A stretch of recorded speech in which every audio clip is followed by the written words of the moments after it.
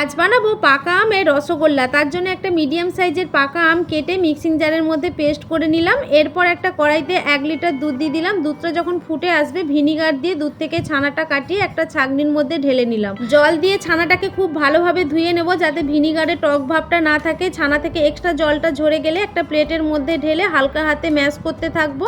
যখনই ছানাটা প্লেট থেকে উঠে আসবে তখন 2 চামচ আমের পাল্পটা দিয়ে খুব ভালোভাবে মেখে একটা ডো তৈরি করে নিলাম। এরপর ছোট ছোট লেচি কেটে বলের শেপে ছানার বলগুলো তৈরি করে নিলাম। সবগুলো তৈরি হয়ে গেলে একটা কড়াইতে 1 বাটি চিনি, 2 বাটি জল আর 2 চামচ আমের পাল্প দিয়ে খুব ভালোভাবে মিশিয়ে নেব। চিনির শিরাটা যখন ফুটে আসবে ছানার বলগুলো পরপর করে দিয়ে দিলাম। দিয়ে গ্যাসের ফ্লেমটা হাইতে রেখে ঢাকনা দিয়ে রেখে দিলাম 10 মিনিটের জন্য। 10 মিনিট পর ঢাকনা খুলে স্লাইস করা পাকা আমের কয়েকটা টুকরো দিয়ে দিলাম। দিয়ে আবারও ঢাকনা দিয়ে রেখে দিলাম 15 মিনিটের জন্য মিডিয়াম ফ্লেমে। এরপরে দেখো রেডি হয়ে গেছে পাকা আমের রসগোল্লা। আজকের রেসিপি তোমাদের কেমন লাগলো অবশ্যই কমেন্ট করে জানিও।